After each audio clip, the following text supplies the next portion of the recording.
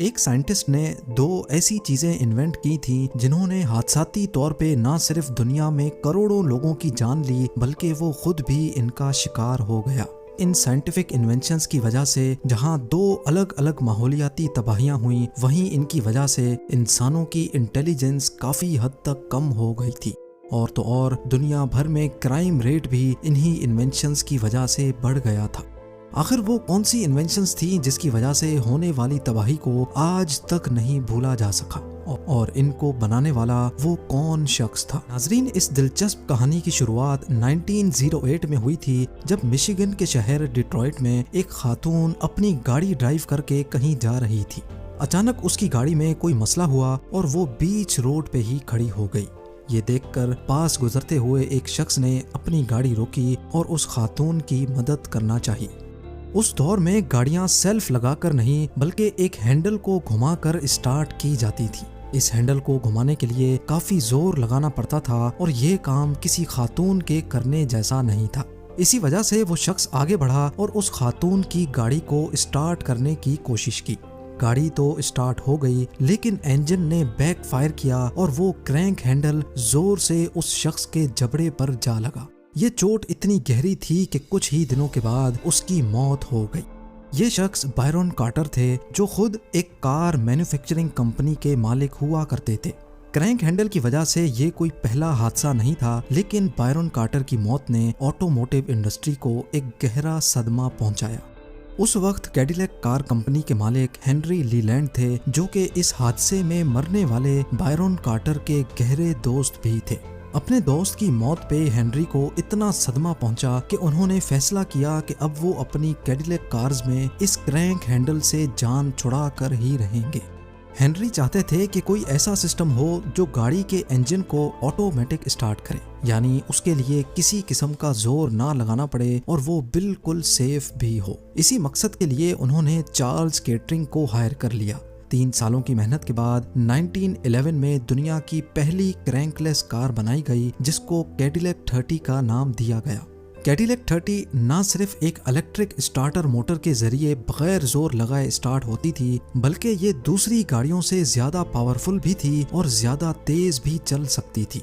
Cadillac 30 की ये एक बहुत बड़ी कामयाबी थी, जिसकी वजह से कंपनी की सेल्स में दुगना इजाफा भी देखा गया।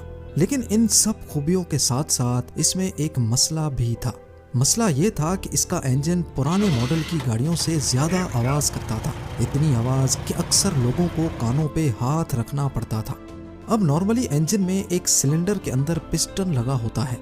इस सिलेंडर के टॉप पर स्पार्क प्लग सिलेंडर के अंदर मौजूद फ्यूल और ऑक्सीजन के मिक्सचर में एक स्पार्क के जरिए आग लगाता है। आग लगने से सिलेंडर के अंदर गैस का प्रेशर बनता है और वो प्रेशर पिस्टन को नीचे की तरफ धकेलता है। कैडिलैक 30 में ज्यादा आवाज की वजह यह थी कि पिस्टन जब वापस ऊपर की तरफ जाता था तो फ्यूल और ऑक्सीजन का मिक्सचर कंप्रेस होते ही इसमें आग लग जाती थी, यानी इसमें स्पार्क प्लग के आग लगाने से पहले ही आग भड़क जाती थी। और यही वजह थी कि इसमें ये अजीब आवाज पैदा हो रही थी, जिसको इंजन नॉकिंग कहा जाता है। इंजन नॉकिंग की वजह से कैडिलैक 30 की फ्यूल कंजम्पशन भी काफी खराब थी, क्योंकि इंजन में फ्यूल और ऑक्सीजन का मिक्सचर अपने टाइम से पहले ही जल जाता था। इस मसले को हल करने के 2 तरीके थे। या तो पिस्टन का साइज छोटा किया जाए, लेकिन ऐसा करने से गाड़ी सेल्फ मोटर से स्टार्ट नहीं होगी, और दूसरा तरीका ये था कि फ्यूल को बदला जाए, यानी इसमें कोई ऐसे किस्म का फ्यूल डाला जाए जो कंप्रेस होने पर खुद ब खुद ना जले। मुख्तलिफ किस्म के फ्यूल्स कंप्रेस होने पर अलग अलग रवैया रखते हैं। जिन फ्यूल्स में हेप्टेन की मिकदार ज्यादा होती है वो प्रेशर पड़ते ही आग पकड़ लेते हैं। इस किस्म के फ्यूल्स को स्पार्क प्लग की जरूरत नहीं होती, जैसा कि डीजल इंजन में होता है। इसके बरक्स जिन फ्यूल में ऑक्टेन ज्यादा होता है उसमें उतना ज्यादा प्रेशर बर्दाश्त करने की सकत होती है, यानी हाई ऑक्टेन वाले फ्यूल्स में सिर्फ तब आग लगती है जब उनको डायरेक्ट स्पार्क लगता है। जब कैडिलैक 30 में ये मसला पेश आया था, उस दौर के फ्यूल में 50% ऑक्टेन होता था। कैडिलैक के मालिक हेनरी लीलैंड और चार्ल्स केटरिंग अब ये चाहते थे कि कोई ऐसा फ्यूल बनाया जाए जिसकी ऑक्टेन रेटिंग ज्यादा हो और वो नॉकिंग प्रोड्यूस ना करे, और इसी मकसद के लिए उन्होंने 27 साला इंजीनियर थॉमस मिडजली को हायर किया। थॉमस का काम ये था कि उनको मुख्तलिफ चीज़ें ऐड करके फ्यूल की ऑक्टेन रेटिंग को बढ़ाना था। उन्होंने फ्यूल में कई केमिकल्स ऐड करके एक्सपेरिमेंट किए, लेकिन किसी से भी फ्यूल की ऑक्टेन रेटिंग पर कोई फर्क नहीं पड़ा। पूरे 5 सालों तक वो नाकाम होते रहे, लेकिन फिर आखिरकार 1923 में उन्होंने एक ऐसा कंपाउंड तैयार किया जिसने फ्यूल की ऑक्टेन रेटिंग को बढ़ाकर इंजन नॉकिंग का खात्मा किया। ये कंपाउंड था टेट्रा इथाइल लेड, जो ठीक थॉमस मिजली की उम्मीदों पर उतरा था। ये कंपाउंड फ्यूल में ऐड करने से न सिर्फ कैडिलैक 30 की नॉकिंग खत्म हुई, बल्कि फ्यूल एवरेज और पिकअप में भी खातिर खा इजाफा देखा गया। इस नए फ्यूल को इतनी ज्यादा कामयाबी मिली कि इसको मास लेवल पे प्रोड्यूस करने का फैसला किया गया। थॉमस मिजली ने चार्ल्स केटरिंग के साथ मिलकर अपने इस नए प्रोडक्ट को एथल का नाम दिया और इसकी बढ़ती हुई डिमांड को देखते हुए एक नया केमिकल प्लांट लगाया जिसमें सिर्फ यही कंपाउंड तैयार होना था। लेकिन इस केमिकल प्लांट को स्टार्ट हुए अभी सिर्फ 2 महीने ही गुजरे थे कि एक मसला पेश आ गया। मसला ये हुआ कि प्लांट में कुछ वर्कर्स की तबीयत बिगड़ना शुरू हो गई और 5 लोगों की मौत भी हो गई। लोगों का मानना था कि इसका मेन रीजन टेट्रा एथल लेड में मौजूद लेड की मिकदार है। लेड एक बहुत डेंजरस केमिकल एलिमेंट होता है जो कैल्शियम की तरह इंसान की हड्डियों में सालों तक जमा रहता है। इसके साथ साथ लेड का दिमाग पर बहुत ही बुरा असर पड़ता है, क्योंकि ये ब्रेन में मौजूद न्यूरोट्रांसमीटर्स को रोक भी सकता है। मीडिया ने इस बात पर काफी शोर मचाया, लेकिन असल में उनके पास इस बात का कोई सबूत नहीं था कि लेड की वजह से ही उन वर्कर्स की मौत हुई है, क्योंकि आखिरकार इस कंपाउंड में लेड की क्वांटिटी ना होने के बराबर ही थी। तकरीबन 1000 ड्रॉप्स में सिर्फ 1 ड्रॉप जितना लेड। और इस शक को उस वक्त के स्टैंडर्ड ऑयल के प्रेसिडेंट फ्रैंक हॉवर्ड ने जड़ से ही उखाड़ दिया, जब उन्होंने ये कहा कि हम किसी भी ऐसी चीज को खत्म नहीं कर सकते जिसका हजारों लोगों को फायदा हो रहा है, और वो भी सिर्फ इस बिना पर कि हमें इस पे शक है। अगले कई सालों तक थॉमस मिजली का बनाया हुआ लेडेड फ्यूल पूरी दुनिया में जोरों शोरों से चलता रहा और लाखों गाड़ियां धुएं में लेड को छोड़ती रहीं। 50 सालों तक माहौल लेड से आलूदा होता रहा, लेकिन फिर मॉडर्न साइंटिफिक टूल्स की मदद से ग्रीनलैंड में एक रिसर्च की गई। इस रिसर्च में जो कुछ जानने को मिला वो वाकई काफी ज्यादा हैरानकुन था। पिछले 2500 सालों से पड़ने वाली बर्फ के सैंपल्स को जब 1970s में पड़ने वाली बर्फ से कंपेयर किया गया तो इसमें लेड की क्वांटिटी 1000% ज्यादा थी।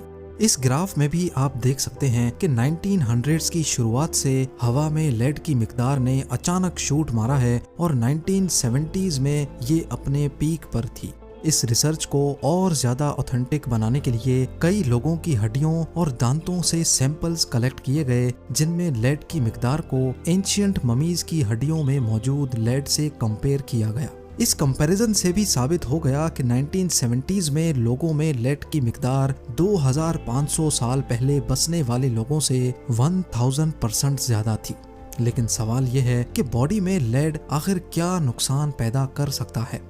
एक रीसेंट रिसर्च के मुताबिक लेड की वजह से आर्टरीज छोटी हो जाती हैं, जिससे खून को वेसल्स से गुजरने में दुश्वारी होती है, जिसकी वजह से कई बीमारियां जन्म लेती हैं, जिनमें दिल की बीमारियां भी शामिल हैं। इसके अलावा लेड के दिमाग पर असर करने से लोगों के रवैयों में काफी बदलाव भी देखा गया। रिसर्च के मुताबिक 1950s से लेकर 1980s तक यूएसए में क्राइम रेट भी अपने पीक पर था।